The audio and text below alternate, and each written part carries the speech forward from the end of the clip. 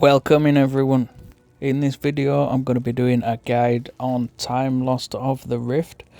It's a difficult boss. It doesn't show up very often. I think we've had it about 3 times so far over the course of the entire Expert Rift. You won't find this boss in normal Rift, and he only shows up on Realm 7. Now the thing that makes this boss difficult is he's on the back row. His skill charges extremely fast, and it has a chance to expose and freeze you at the same time. And then if that wasn't bad enough for you, you've got to contend with the lineup itself as well. Now lineups can change, but we've only seen this boss a couple of times, and this week there was a goblin shanker in the front row, and there was a goblin healer on the back row on the right hand side. It's important to note which side they're on. So if this boss does show up again, the lineup might be different. So ask one of your guildmates or come to the Knighthood Discord and find out what the lineup looks like before you go fight this boss so that you can prepare accordingly. You'll notice that my Hermes is on the wrong side in this image, because if I had known, then I would have put him on the right so that he targets the boss in the middle. But we'll get into that in a little bit. The reason that this boss is so good is it is directly tied to Queen Critter, and it drops all the hero charms. Now, just because it is tied to Queen Critter, you might remember it from the Critter Hero Challenge. This is where this boss come from originally. It does not mean that she's any good for it, and in fact if you play Warrior, you're going to want to use Hermes.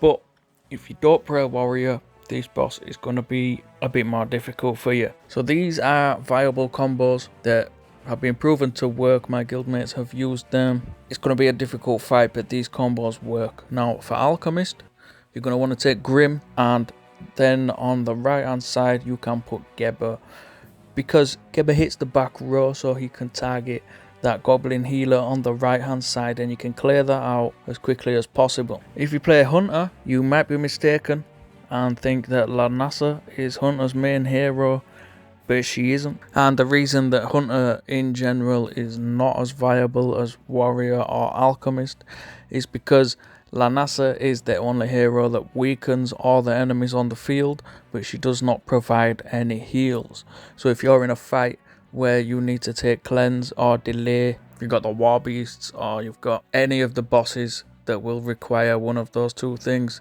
you won't have any heals because Lanasa does not carry any heals. So you're better off with Caliban overall.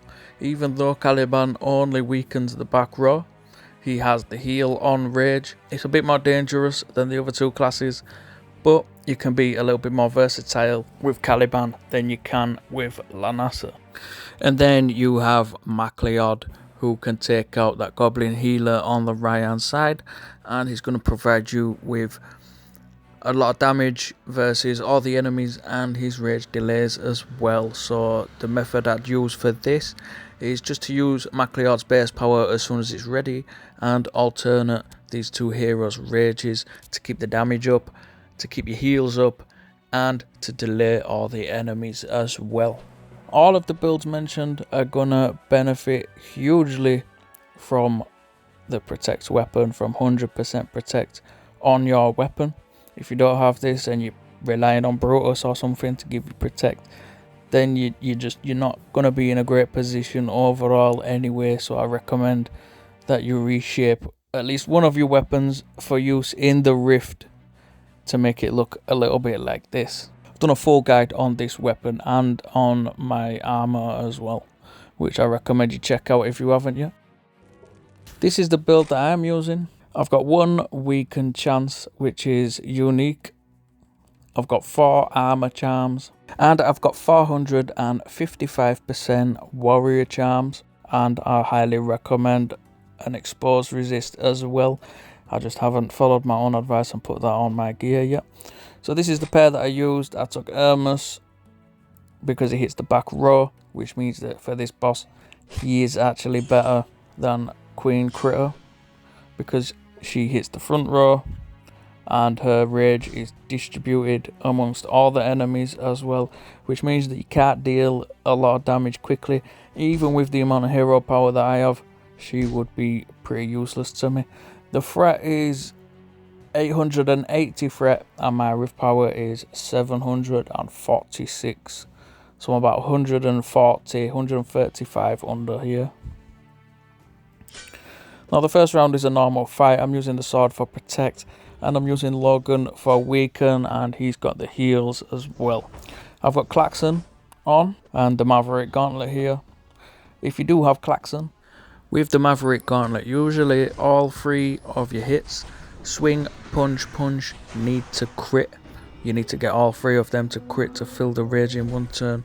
But if you do have Klaxon and any one of those 3 hits does not crit, you will still fill up your rage. You only need 2 of them to crit, so it is really useful.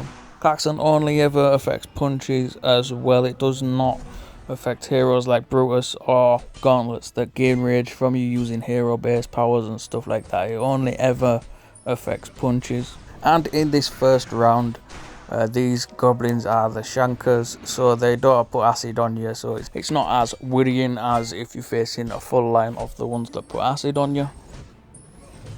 If you do have 3 goblin attunements, these guys won't cause you any issues whatsoever.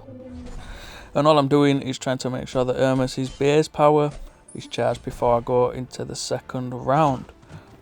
And then as I go into the second round, I notice that there's a troll enemy on the left, so if I use Hermes' base power here, while he is on the left, it will target that troll that's on the left.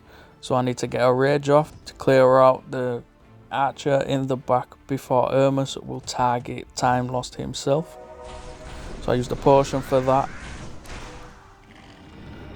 Get the rage off to clear out that guy, and then I'm free to whack him with Hermes. Now I deliberately didn't kill him because I know as soon as I use Hermes' base power, it's gonna one-shot this boss. I left him alive to show you how quickly his power charges, and that power freezes you and puts expose on you. So for me, without an expose resist, that's game over. So yeah, definitely recommend the expose resist, especially if you don't play warrior, so that you're not able to one-shot this boss. There's Deceiver as well, which I've already done a video of that guy just absolutely destroying me over and over again because I don't have the expose resist. But yeah, for this one as well, if you're Alchemist, you're going to be using Geber and targeting the healer on the back before you target the boss himself. So an expose resist is definitely going to be handy for this boss. I've seen Hermes two-shotting this boss from a guy that had 125 warrior power, on the lower end of warrior power, but he was still able to clear him out in 1 turn by using the heroism potions. And as I say, it's going to be more difficult if you play a different class, because if you play Alchemist, you're going to need to contend with the healer in the back. So Geber is the best option for that, because he can target the healer straight away, and then you can use potions to rinse off a few base powers and get the rage off as well. But yeah, this is my guide to Timelost of the Rift. I have been James B09. Good luck out there.